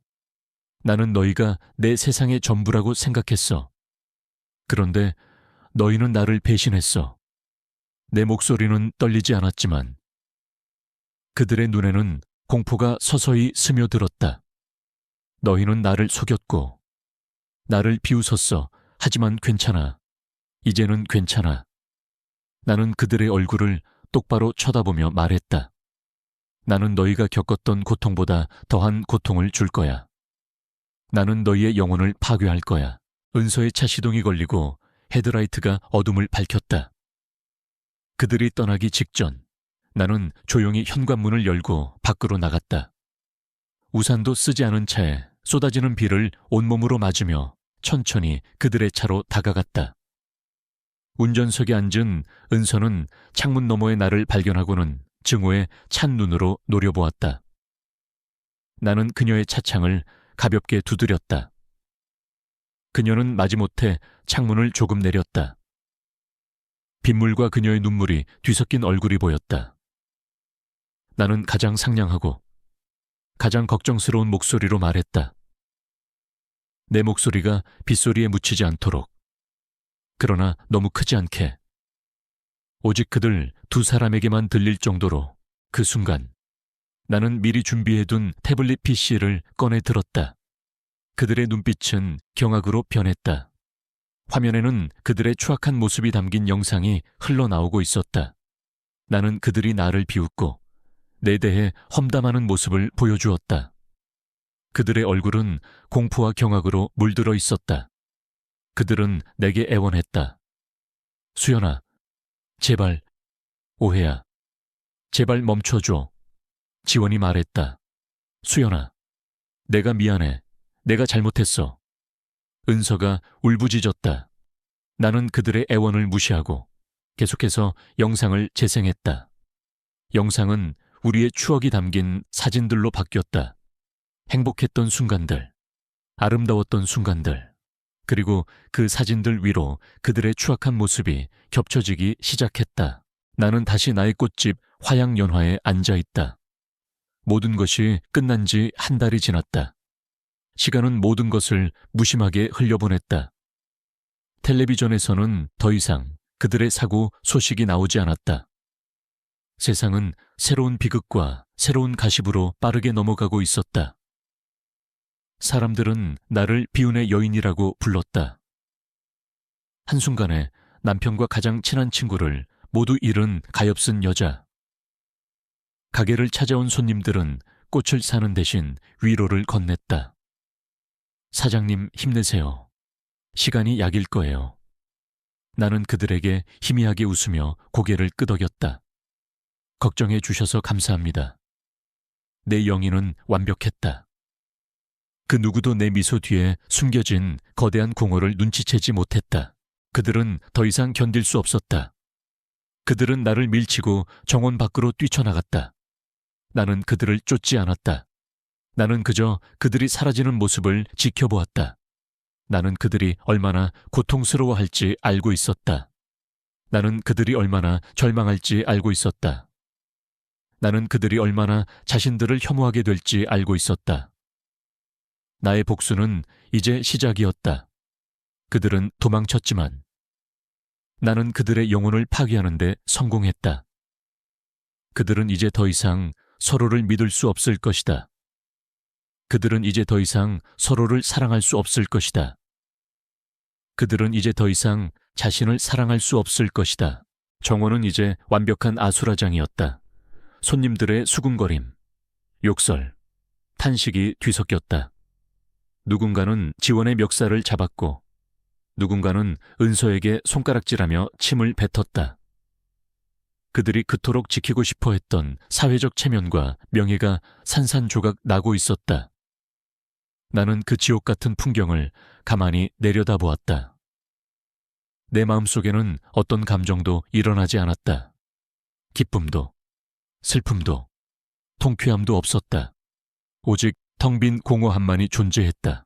나는 혼자 정원에 남았다. 쏟아지는 빛 속에서 나는 텅 빈 눈으로 그들의 차가 사라지는 것을 지켜보았다. 그들의 차가 멀어질수록 내 마음속의 공허는 더욱 커져갔다. 나는 이겼다. 하지만 나는 모든 것을 잃었다. 나는 나의 사랑을 잃었고, 나의 우정을 잃었고, 나의 행복을 잃었다. 그리고 나는 나 자신을 잃었다. 나는 이제 더 이상 내가 아니었다. 나는 복수라는 이름의 악마가 되었다. 경찰 조사는 간단하게 끝났다. 나는 참고인으로 몇 차례 조사를 받았을 뿐이다. 나는 눈물을 흘리며 그날 밤에 끔찍했던 파티와 그들이 싸우고 뛰쳐나가던 마지막 모습을 증언했다. 그저 두 사람이 바람이라도 쐬러 간 줄 알았어요. 그렇게 심하게 싸우고 나갔는데, 제가 붙잡았어야 했는데, 제가 말렸어야 했는데, 모든 게 제 탓인 것만 같아요. 내 증언은 모든 정황과 맞아떨어졌다. 사고 차량의 브레이크에서는 약간의 마모가 발견되었지만 그것은 사고의 직접적인 원인으로 보기 어려웠다. 결국 그들의 죽음은 악천후 속 과속 및 운전 미숙으로 인한 비극적인 사고로 종결되었다. 나는 법적으로 완벽하게 깨끗했다. 세상의 눈에 나는 가장 큰 피해자였다. 나는 천천히 집 안으로 들어갔다. 빗소리가 모든 것을 씻어내고 있었다. 그들의 비명도, 나의 죄도, 모든 것을. 세상은 이제 아주 고요해질 터였다. 나는 나의 꽃집 화양연화로 돌아갔다. 그곳에는 내가 가장 소중하게 여기는 꽃들이 있었다. 하지만 나는 더 이상 그들의 향기를 맡을 수 없었다. 나는 그들의 아름다움을 볼 수 없었다. 나는 그저 텅 빈 눈으로 그들을 바라볼 뿐이었다. 그들이 돌아간 후 수연은 혼자 거실에 남았다. 아름다운 집, 향기로운 꽃들, 식탁 위에 남은 와인 잔과 웃음소리의 잔재, 모든 것이 완벽했지만 텅 비어 있었다. 거대한 공허함이 그녀의 심장을 짓눌렀다. 그녀는 소파에 웅크리고 앉아 무릎을 감싸 안았다. 왜일까? 왜 이렇게 외로울까? 그녀는 벽에 걸린 그들의 사진을 보았다. 1년 전 제주도로 함께 여행 갔을 때 찍은 사진이었다. 푸른 바다를 배경으로 지원은 그녀의 어깨를 감싸 안고 있고, 은서는 그들 둘 사이에 얼굴을 들이밀고 장난스럽게 V자를 그리고 있었다. 세 사람 모두 세상에서 가장 행복한 표정이었다. 그래, 저게 진실이야. 지금 그녀가 느끼는 이 외로움은 그저 피곤해서일 거야. 그녀는 자신의 손으로 직접 이 완벽한 그림을 망치고 싶지 않았다. 그림 뒤에 무엇이 숨겨져 있는지 애써 들여다보려 하지 않았다. 그것이 그녀의 가장 큰 마지막 실수가 될 줄도 모른 채 은서와 지원은 빗속을 뚫고 미친 듯이 차를 몰았다. 그들의 사랑은 이미 산산조각 났고 남은 것은 오직 분노와 자기보존 본능뿐이었다. 그들은 서로를 탓하며 고함을 질렀다. 다 너 때문이야. 네가 아니었으면 내 커리어가 이렇게 망가지진 않았어. 지원이 소리쳤다. 너야말로 비겁한 자식 문제가 생기니까 모든 걸 내 탓으로 돌리는 거야. 은서가 울부짖었다. 그들의 언쟁은 마치 거울 속 자신의 추악함을 보는 것 같았다. 그들은 서로에게 상처를 입히며 그들의 관계가 얼마나 허약하고 거짓된 것이었는지 스스로 증명하고 있었다. 은서야, 비가 많이 오네. 운전 조심해. 차는 강원도로 향하는 어두운 국도를 질주했다. 인적이 드문 미시령 옛길. 굽이치는 위험한 산길이었다. 은서는 분노와 아들의 난린에 취해 과속을 했다. 그때 그녀의 뇌리에 내 목소리가 메아리쳤다. 브레이크가 좀 밀리는 것 같다고 했지. 젠장. 그녀는 욕설을 뱉으며 앞을 보았다. 급격한 헤어핀 커브가 나타났다. 그녀는 겁에 질려 브레이크를 밟았다. 너무 세게, 너무 갑작스럽게, 차는 끼익, 비명을 지르며 빗길에 미끄러지기 시작했다. 그녀가 공포에 질려 운전대를 반대로 꺾는 순간 차는 중심을 잃고 가드레일을 향해 돌진했다. 나는 복수에 성공했다. 나는 그들을 지옥으로 보냈다. 그들이 쌓아 올린 모든 것을 무너뜨렸고 그들의 존재 자체를 세상에서 지워버렸다. 나를 배신한 대가는 그렇게 처절하게 치러졌다. 하지만 그 다음은 무엇이었을까? 복수라는 거대한 목표가 사라진 나의 삶은 텅 비어버렸다. 나를 살게 했던 지독한 증오가 사라지자 나를 지탱해주던 모든 것이 함께 무너져 내렸다. 나는 혼자 남았다. 지원과 함께 꾸몄던 우리의 사랑이 담겨 있다고 믿었던 하얀 집은 유령의 집처럼 휑했다. 밤이 되면 나는 텅 빈 거실 소파에 앉아 있곤 했다. 그러면 어디선가 그들의 웃음소리가 들려오는 것 같았다. 거실에서는 지원의 목소리가, 부엌에서는 은서의 목소리가. 그들은 보이지 않는 유령이 되어 내 집을, 내 삶을 떠돌고 있었다. 안 돼. 지원의 마지막 비명. 내 놈 때문에. 너만 아니었어도 이렇게 되진 않았어. 지원이 먼저 고함을 질렀다. 그의 얼굴은 분노와 수치심으로 붉게 달아올라 있었다. 그는 은서의 어깨를 거칠게 밀쳤다. 네가 조심성이 없었기 때문이야. 왜 그렇게 티를 내고 다녔어? 결국 이 꼴이 나도록 만들었냐고. 은서도 지지 않았다. 그녀는 눈물로 얼룩진 얼굴을 하고 그에게 악을 썼다.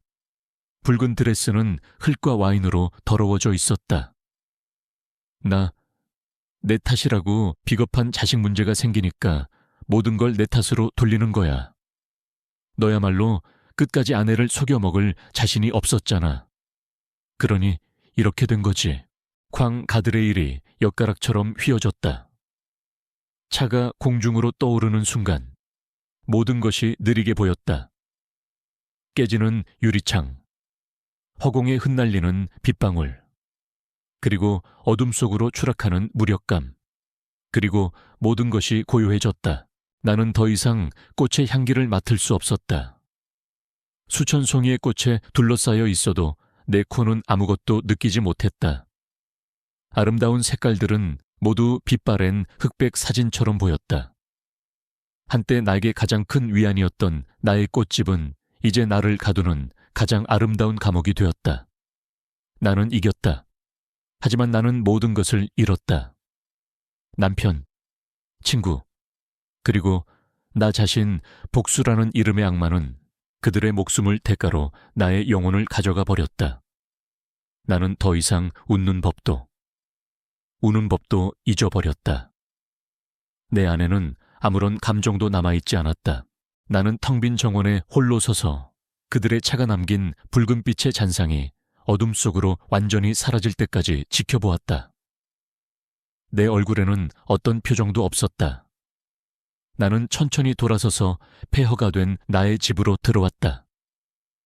빗소리가 모든 것을 지워주고 있었다. 그들의 비명도, 나의 죄도, 모든 것을. 세상은 이제 아주 고요해질 터였다. 나는 잠시 말을 멈추고 마치 방금 생각났다는 듯이 덧붙였다. 나는 다시 나의 꽃집 화양연화에 앉아있다. 모든 것이 끝난 지 한 달이 지났다. 시간은 모든 것을 무심하게 흘려보냈다.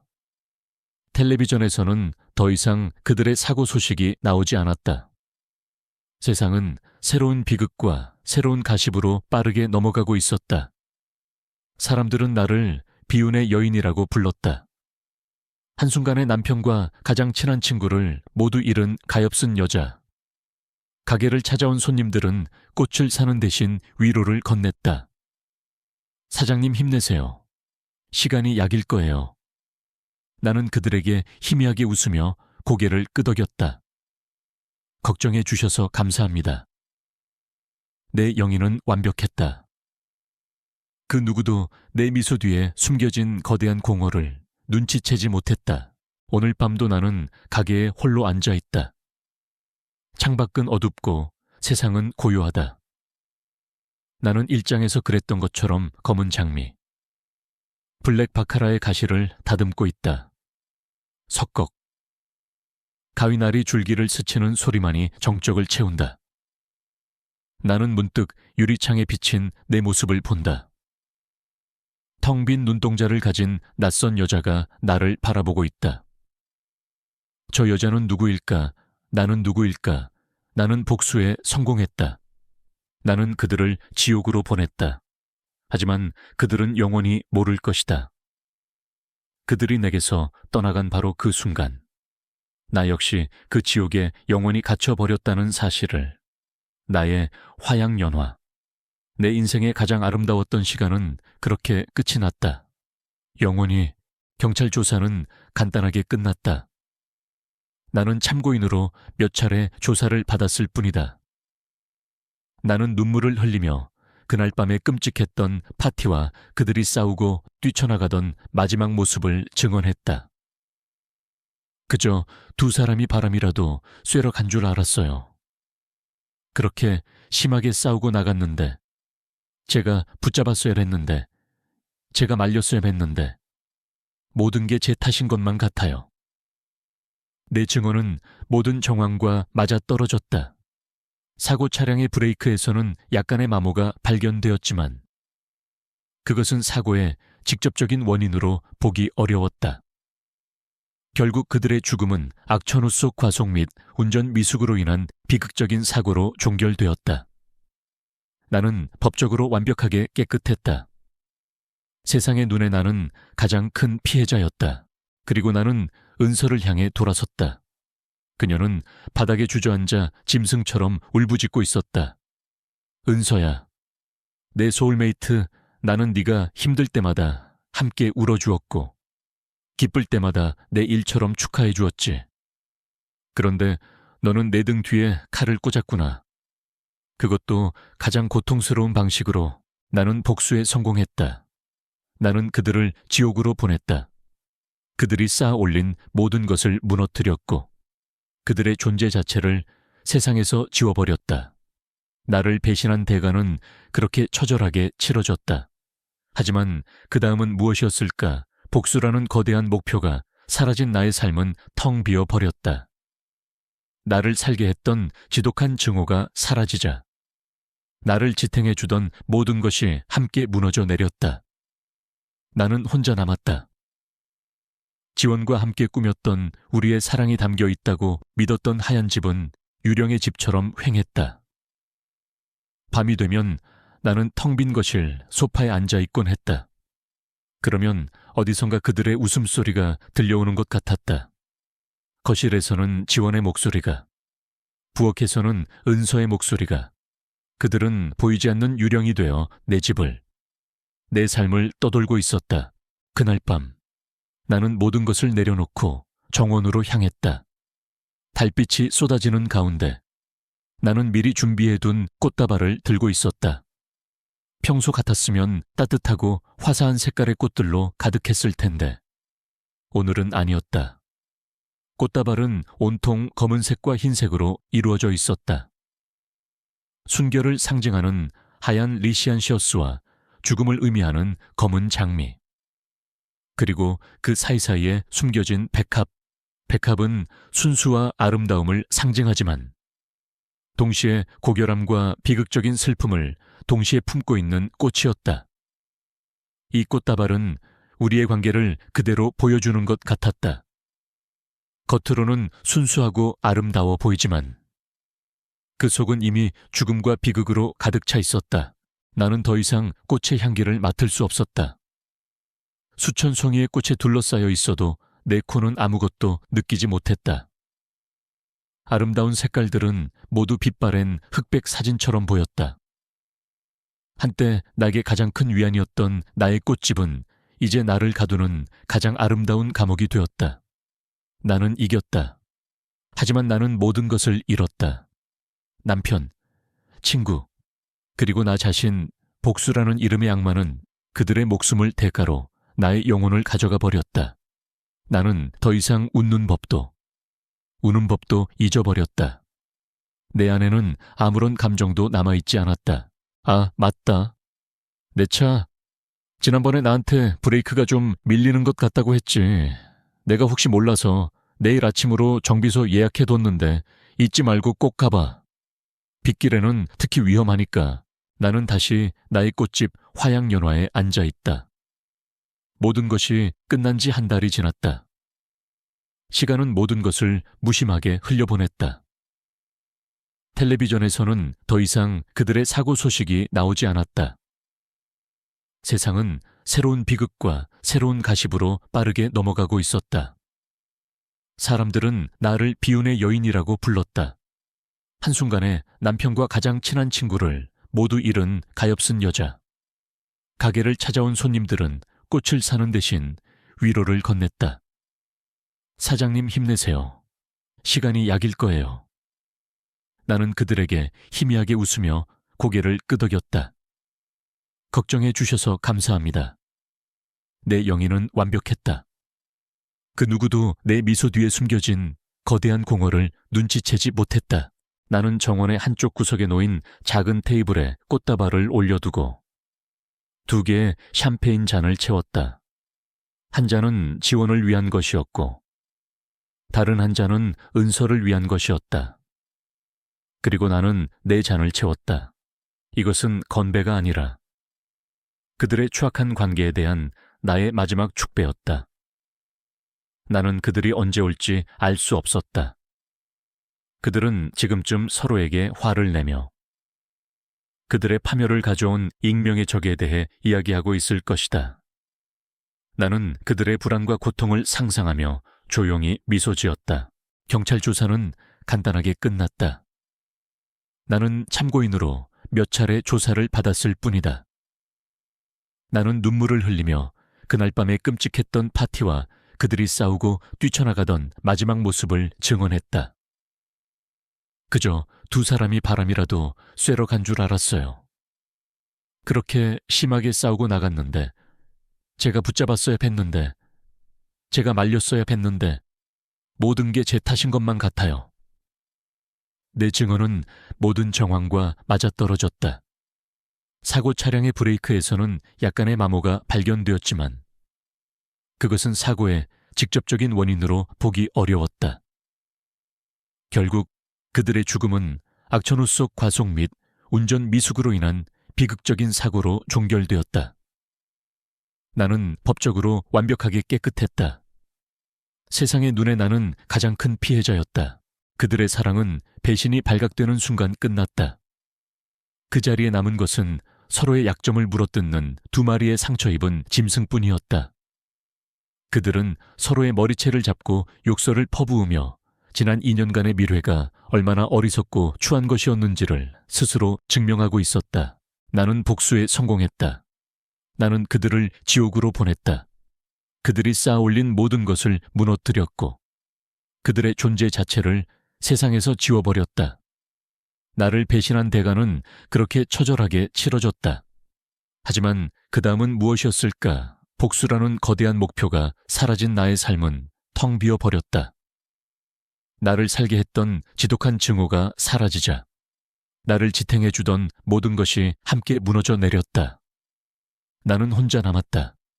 지원과 함께 꾸몄던 우리의 사랑이 담겨 있다고 믿었던 하얀 집은 유령의 집처럼 휑했다. 밤이 되면 나는 텅 빈 거실 소파에 앉아있곤 했다. 그러면 어디선가 그들의 웃음소리가 들려오는 것 같았다. 거실에서는 지원의 목소리가, 부엌에서는 은서의 목소리가. 그들은 보이지 않는 유령이 되어 내 집을, 내 삶을 떠돌고 있었다. 얼마 후 나는 현관문이 열리는 소리를 들었다. 지원과 은서가 함께 들어왔다. 그들의 얼굴은 창백했고 눈은 충혈되어 있었다. 그들은 나를 보더니 표정이 굳어졌다. 수연아, 지금 뭐 하는 거야? 지원이 조심스럽게 물었다. 파티는 망했어. 손님들도 다 돌아갔고 우리도 이제 가야 할 것 같아. 은서가 말했다. 나는 고개를 저으며 미소 지었다. 파티는 아직 안 끝났어. 마지막 파티는 아직 남았어. 우리 셋만의 파티. 나는 그들을 정원으로 이끌었다. 그들은 불안한 눈빛으로 서로를 쳐다보았다. 그들은 내가 무슨 계획을 꾸미고 있는지 알지 못했다. 그들은 내가 미쳐버렸다고 생각했을 것이다. 나는 더 이상 꽃의 향기를 맡을 수 없었다.